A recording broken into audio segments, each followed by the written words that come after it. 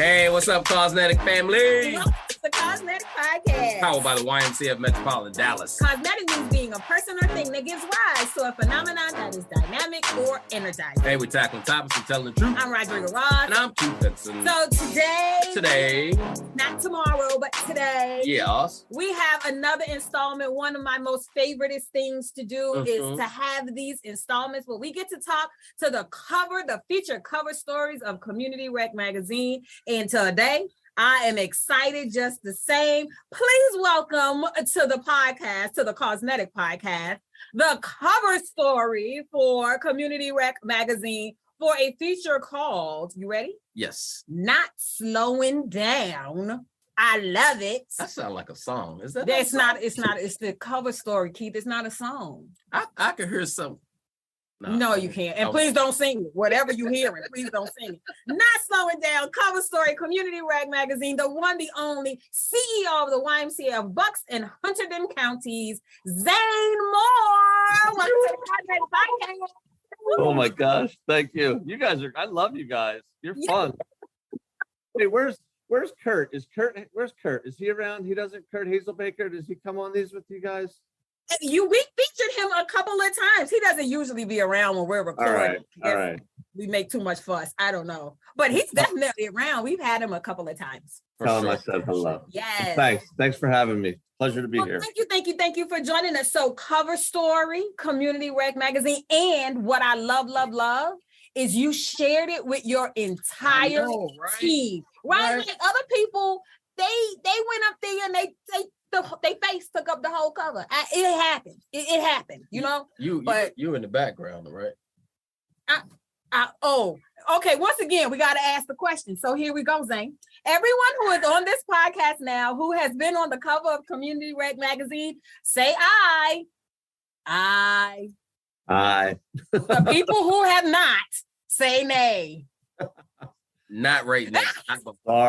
Sorry. That's just me. That was me. So don't talk to me about where I was on the cover. I was on the cover, sir. Zane is on the cover with his team, his amazing team, featuring a story called Not Slowing Down about the amazing progress and the things that they are doing in Bucks and Hunterdon County. So tell us about that, Zane.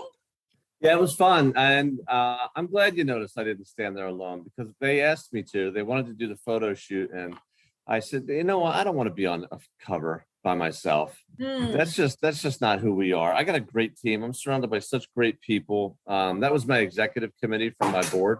So it was my chair, my vice chair, my secretary, my treasurer, and then my executive leadership team, which was my COO, my chief marketing officer, chief development officer, chief financial officer. And did I hit them all? Development, operations, marketing. I think I got them all, didn't I? And finance, chief financial. I probably said them all. And my executive assistant, Debbie Tedimer. So because she keeps us all straight. So yeah, I told them. I said I wanted to. If we're gonna do a cover, I'd like to be up there with the team. It's not about me. I don't want to. And it was going to General Assembly, and I knew all my colleagues would be there. And I'd rather showcase the team because it's about what we do. That's a good look. I love that. A CEO that recognizes, that they don't do, the strength is in the team, the collective body. That's definitely a visionary CEO for sure. Thanks. Kudos to you for that. That's when people do things like this, it normally starts as trend because now, nobody else is going to be up there by themselves. Right. They're going to be up there. Right. Everybody gonna be they great grandma. Uncle Leroy, we come on be on this photo shoot with me. Maybe I'm just shy. That was it. But stadium's full of people because everybody got to be out. Well, he has 6. I'm gonna have 7. Oh, he has 7. I gotta have 8. So yeah, right. Now I want to know when GQ calls, are you going on that by yourself or with the team also? I guarantee you they're not calling. That's the problem. No, it was fun. They called to do it with us. I said, I was talking to him. I said, yeah, I guess. I said, why are you picking us? Because we're just doing what we do. So I was actually shocked that we got selected for it. I didn't know why they were selecting us, but it was great, to be recognized that way. So it was fun. They did such a fantastic job too. Yes, absolutely. Hey, I got to give Brittany kudos who wrote the article. Yes. She really did a fantastic job with writing it. Yeah. And reading the article, I know why they picked y'all. First of all, the fact that you grew up across the street from one of those wives, right? And fast forward to now you're the CEO, that in and of itself deserves, like, tell us about that. Like, what did that feel like, that journey from it was just your why and now it is still your why? Right. It's funny when you could tell that story and it can be either motivating or depressing on depending on how you look at it, right? Because I grew up across the street from the Y. I went to preschool in that Y. I was a lifeguard in that Y. My dad used to play basketball in that Y, and I'd sit on the side and watch. So I worked out and I did everything you could possibly imagine in that Y. So when I graduated high school or college and they said, kid, someday that place is going to be all yours, I think I'd have ran away as far as I could have gone that day. Wow. That was not something that I would have ever thought I wanted to do. It was a good community center. It was a rundown YMCA. But my career kind of took me round and about, and I don't know how it got me back here. But when we had the opportunity to take that Y over, it was great because it was bankrupt when we took it over. It was it was going out of business, and the problem that we saw was trying to just keep the doors open. And yes, then it became a passion, right? It became a passion for me, my team. We were going to shut it down, but we realized like a huge, about 60% of the membership was subsidized on some form of assistance. We were feeding thousands of kids a day out of that Y. So we just got to it, trying to save it and raising the money for it. And if you look at it today, it's the community hub. It's brand new. It's beautiful. I mean, it's close to 200% of what it used to do. It's just so now, yes, that's a success. Now I'm very proud of it. Yeah, nice, I love it.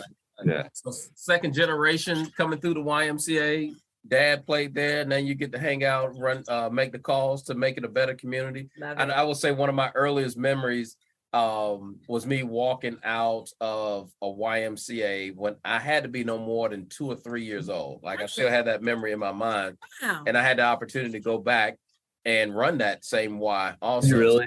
Go back home. That sense of pride is there. Like, this Y is gonna get just a little bit extra attention, just because. But I don't have no favorite kids. Right. This Y right here. I don't have no favorites. So do you? And I know you just went through it as a passion project. How did that just make you feel, though? I mean, because is it that I like this child just a little bit more than the others? Yeah, it's yes, and I think everyone knows it. I can't deny it. When we said we were going to do this, and I told my board, everyone was not enthused. The board was not enthused. Even the members there. This is a Y going out of business, but it's been the same since 1959. So when I told the members we're going to change it, I got a lot of people saying, this is fine the way it is. In fact, I'll tell you a story. The seniors there invited me to come talk to them. Now, I was the CEO of the Central Bucks Y at the time. We had not merged with them yet. And it was in Doylestown. And Doylestown, Bucks County, Doylestown is a more higher income area of Bucks County. It's a good way to put it. So the seniors invited me to talk. And they set up the chairs in the gymnasium in a big semicircle, and they put a podium in the middle of it. And there are about 300 of them in the room. So I walked in my suit and tie. And one woman stood up. I won't mention her name, but I know her well. I remember she goes, Central Bucks is in the room. Ooh. So I walked up to the Doylestown, I'm sorry, to the podium, and I said, all right, let's start it this way. How many of you been a member here for 10 or more years? And they shot their arms up quickly, and they're glaring at me like, why are you here? I said, 15 or more, 20 or more. Their arms kept going up. I said, 25, 30, a little bit less arms. I said, 35, 40, 45. Maybe there was one. I said, 50, no one. And then I raised my hand. Wow. And I said, let me get something straight right now. I've been here longer than all of you. I said, I grew up in this Y. I used to sneak in and out that door over in the corner there. I told them everything I did. And as she stood up again, she said, he's one of us. And then from that moment forward, I owned the room. And now when I go in and out, I get these same people give me a hug. They're like, how you doing, sweetie? How are you? doing okay. You're taking care of yourself, right? Because they had to recognize that they thought that just this other organization was coming in to take over. Yeah. Right. And once they realized that I was a local kid that grew up inside that Y, the room changed instantly. It was awesome to see. My marketing director came up to me afterwards, our chief marketer. She said, "You flipped that room in an instant." It was hilarious. So yeah. I love it. Because who will get you together is them seniors. Right. Woo. Let me pause there for a moment and go back. So I think street cred is a real thing. Yes. And you gain that. And I think that sometimes people miss the opportunity and understanding because you went in there. I like the way you set that up. Who's been here this amount of time? Who's been here this amount of time? And then at the end, boom, like you instantly came up with your 50 plus.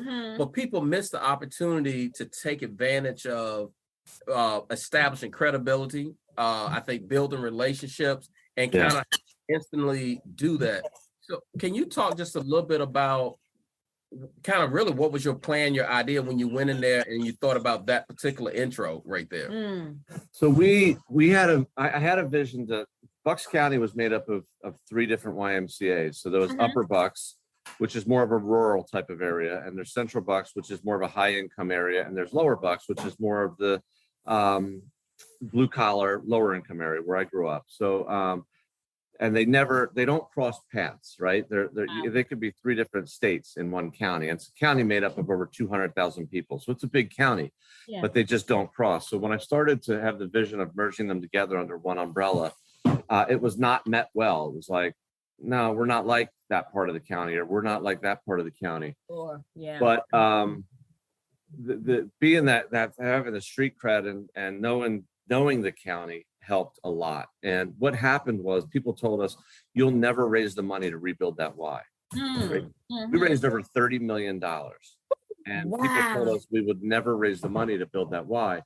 And what happened was people started coming out of the woodwork who grew up with me. And that said, I grew up in Lower Bucks County, and they made it, right? They made it in whatever business they had been in, and some of them might have still been there, but one in particular who grew up in the neighborhood and made it well, gave $1.5 million. Wow. Another one gave $1 million because they saw that, hey, we're from this area, and this is still an area this is not an area that wants this Y, it's an area that needs this Y. Right. This Y is truly serving the community. So if this YMCA went out of business, it would be truly a detriment. So when they said you'll never raise the money, and then people started coming out saying, oh no, we're going to do this together. That was the part that warmed my heart the most, right? That just made my day, that because it became local kids, and we have the names on the wall of the Y that gave, and I can go around and look and say, local kid, local kids that just grew up and wanted to do something great as part of this community. And even when the inspiration started with that, money from the other parts of the county started coming in to support that project. Because they started seeing the need and going, the mission. So the mission of the Y, they thought that we're different. Central Bucks, Lower Bucks, Upper, we're so different. But then they started seeing the mission of the Y is not different. We're actually the same. So money started pouring in from all over the county going, let's all just do this for each other. It was the coolest thing to watch and happen. It was a lot of work, don't get me wrong, but a lot of emotion, a lot of work, blood, sweat, and tears. But at the end of the day, it was a great thing to see. And then what you slipped over that I know you said you raised $30 million, but you didn't go into the campaign with a $30 million goal though, did you? We actually went in with 12. Wow. Come on now. Raised 30. We raised it to 15, and then we actually raised it to 20, and we wound up raising 31 million to be exact. Yeah. That's amazing. When you get at the core of what community needs and wants, and when you help people see that there is so much more that they have that's the same than different, look what happened. Come on. That was the key. The story was so great. Yeah. So compelling, and it was so inspiring. I would leave some donors' offices. I would walk into the donors, and I had some donors literally say to me, temper your expectations before we would even sit down. And we would get done our presentation, and they would say, you know what? That story's different. I actually had a donor chase me out of her room once And I didn't even know who he was. I was presenting to a school, and he chased me into the hallway and he said, "Hey, come here." He said, "That's what I've been looking for. This is the inspiration that I've been looking for." Wound up giving a 7-figure gift, first-time gift. So it really was just a compelling story. I think it was a great success story of communities coming together and seeing that the Y is needed. And it's the coolest thing now is if you go to see it, it's just rocking and rolling. And it's every walk of life, every diverse walk of life in the entire county is walking in and out of those doors. The streets are actually being paved in the community. The shopping center is refacing itself. And the developers came and the township officials came to me and say, "You started this." And I'm like, "I don't know. I don't take credit for that." I'm like, "I don't know about that." They're like, No. You lifted this town. And now everybody's lifting it. And it's cool because the whole community is being lifted now. It's fun. It's just fun to watch. It really talk is. about strengthening foundations of community. Absolutely. I love that. So that sounds like a class that you should be teaching. You should definitely be teaching it.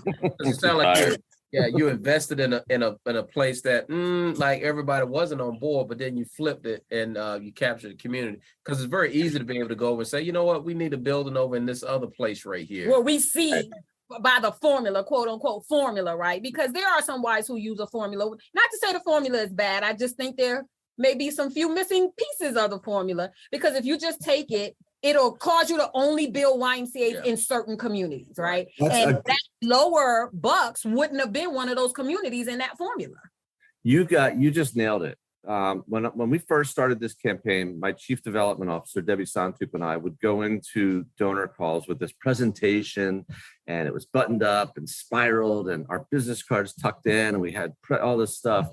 And as we got through the campaign, we would walk in like this with nothing in our hands. Because we realized it's just all we're doing is being people, telling the story, human to human, face to face. Just tell the story. And people said, "Well, do you have anything?" "We got something to leave you." But we stopped being part of that, and the stories just became so fun. These donors now I would call friends of mine, right? And of our team, they're people I can call upon. They're people that I lean on and rely on, but they're family now. Right. So it became, I hate to use this sounds so cliche, but it stopped being transactional and became very transformational. Right. Yes. But that's a real thing. That's I mean, we want to say for that. And it's like, how do we define transformational in the YMCA? And looking at it past just the fundraising, but a real philanthropic thought process, like that whole raising the funds and stewarding people and speaking to their passion points and paying attention and being intentional about evolving the relationship, right? That's the difference between just fundraising for this one thing and creating this philanthropic culture where you can consistently, rally the troops to help you provide for communities. That's good stuff. Because it's not about the building. Nobody cares. Right. It's not about the building. Absolutely. We're going to build a YMCA. It's got this. Who cares? Nobody cares. But when we start talking about, we're going to serve this many children in this community who need us. We're going to feed this many kids. We're going to serve veterans and cancer survivors and diabetes patients and Parkinson's disease and troubled teens. And we're going to serve kids in camp so parents can get back to work. That starts to be the compelling stuff, right? We're going to get kids off the streets. We're going to run a free 7th grade initiative so kids don't have to go home to an empty house. That they get off the street and come in here and at least their parents know they're in a safe place. That's the stuff that was compelling. The buildings don't matter. They don't.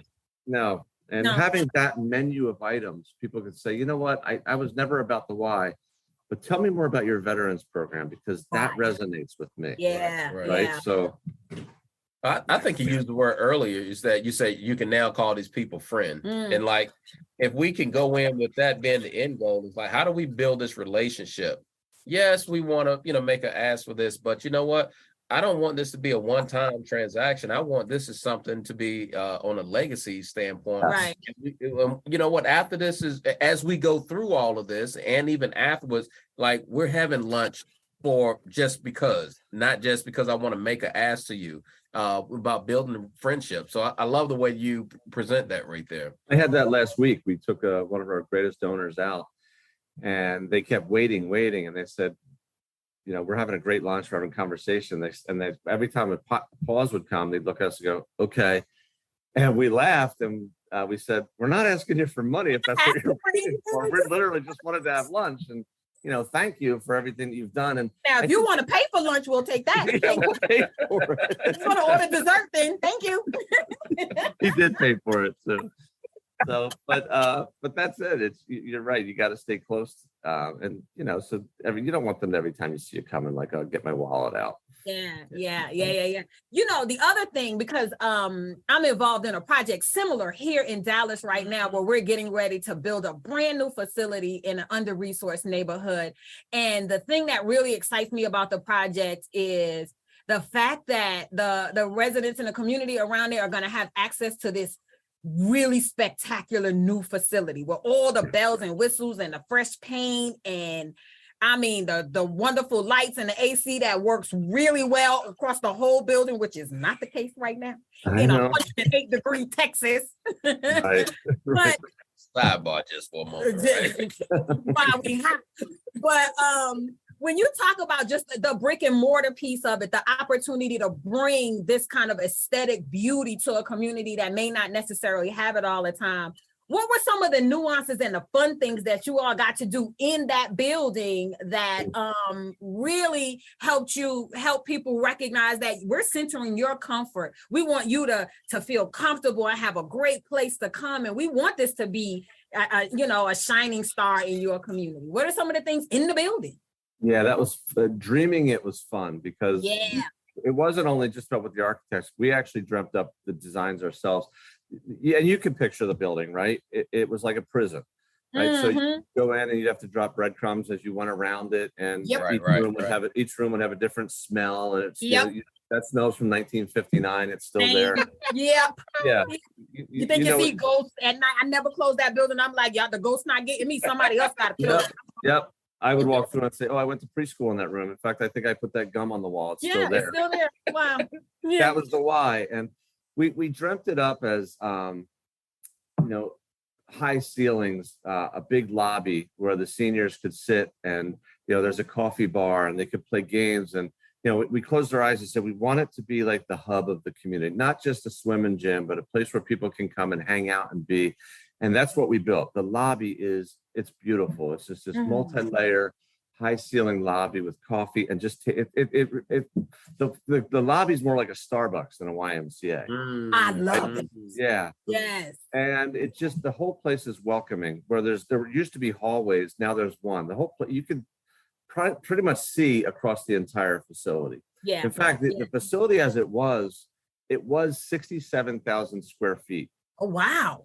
We cut the building to 44,000 square feet, and it's actually bigger, if that makes sense. I understand that. Yep. Because this new building, there's nowhere to hide.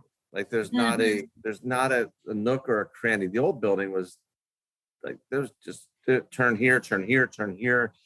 But the new building, there's nowhere to hide. So it's all just welcoming, usable, bright space, a lot of windows from floor to ceiling. So the sun comes in.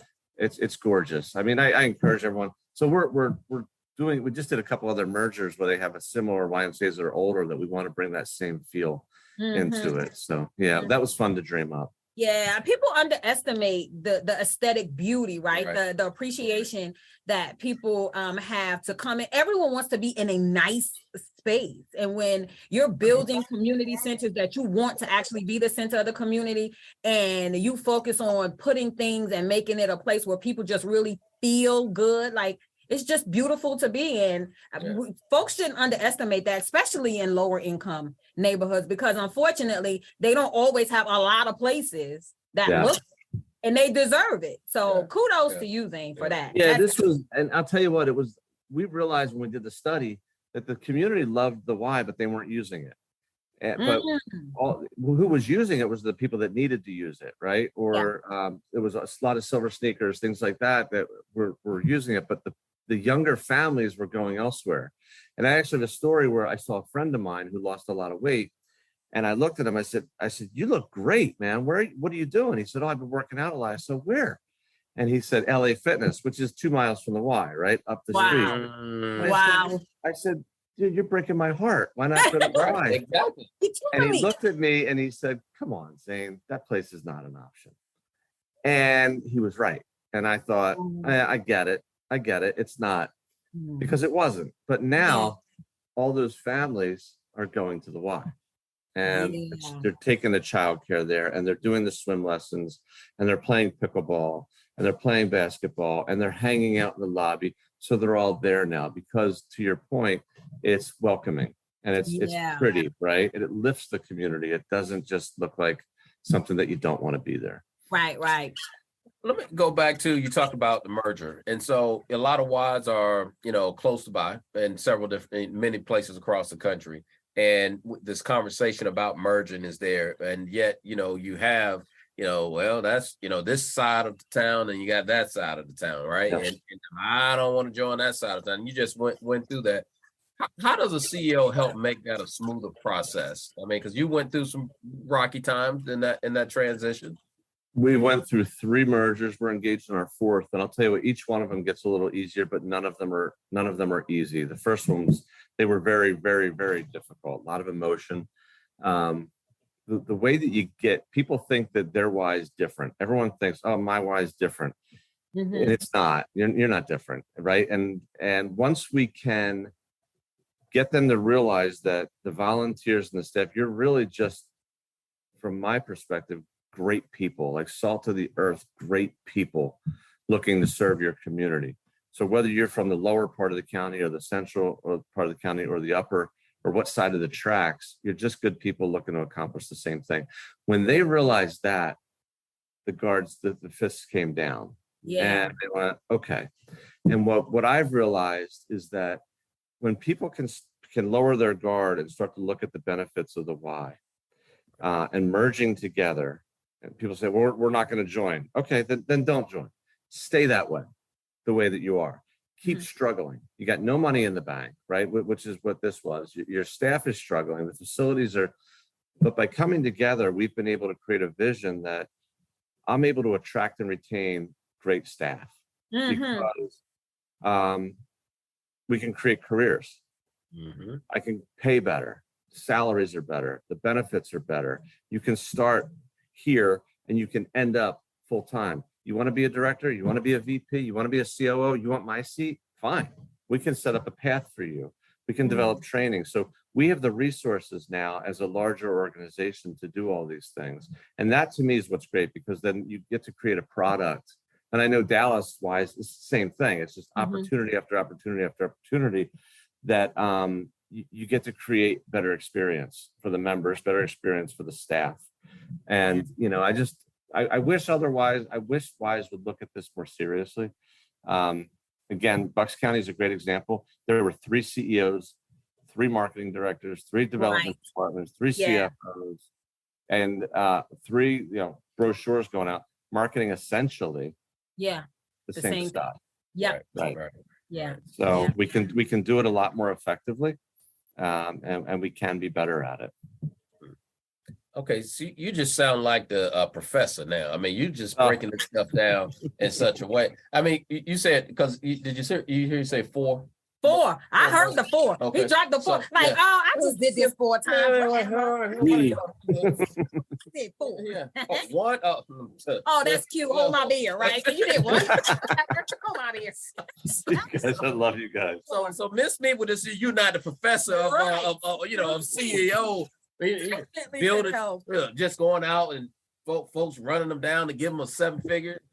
And he's wondering why he's on the cover of Community Rec. Come on, man. I was. Man. Well, we calling Forbes next, man. That's where we're going next. Please, you're great. That's what I think. You guys are funny. Yeah. It's really good stuff. I do think though, Zane, because after the pandemic, many YMCAs really are having to rethink the efficiency of their models, and they are definitely some that are stuck and anchored in that, but we're different, we have to be our own little thing. And I think you really could help a lot of volunteers and CEOs, quite frankly, because some of them have that mindset as well, to understand that if you want greater for your communities, if you want greater for the workforce, if you want to be relevant in the future, we got to figure out this merger thing. And it's not going, nobody said it was going easy, but it's absolutely doable. And here's what I like though, you put your ego to the side. Right.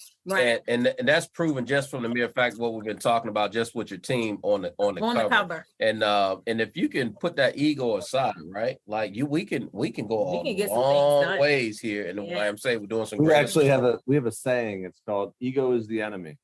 We remind each other of that all the time. This was never about you. This was never about me. Right. This is about the community and what we can do.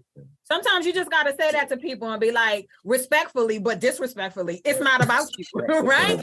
It's not about you. You didn't lay the foundation here. George did that way back when, and we're the stewards of it right now. Right now, it's not about you personally. So love that. So if you had one little cheat code for the aspiring CEO who is kind of jumping in and they want to replicate some of the amazing things that you're doing, whether it's unifying communities, whether it's going in and rehabbing spaces where people didn't think that was possible, or whether it was just really getting people to see that they have more in common than they have different, what would be your cheat code for them? Oh gosh, you put me on the spot. I probably just listen. Listen to the community, listen to the people, and learn, and then just develop the vision based on what you learn. Yeah, maybe that sounds boring, but I think that's it. I don't think. Well, that was your formula for success for this project, though, right? Yeah. I mean, community assessments that you all did, and talking directly to people and listening to what they wanted. Yeah, I think that would be it. Like my grandma said, you got 2 ears and 1 mouth. That means you just need to hush, right? And listen. Don't say nothing, Keith. Don't you? I said that to my kids all the time. I gave you 2 ears and 1 mouth. So you could listen more than you talk. Listen more. If Keith listened more to me, things would be much better. Yeah.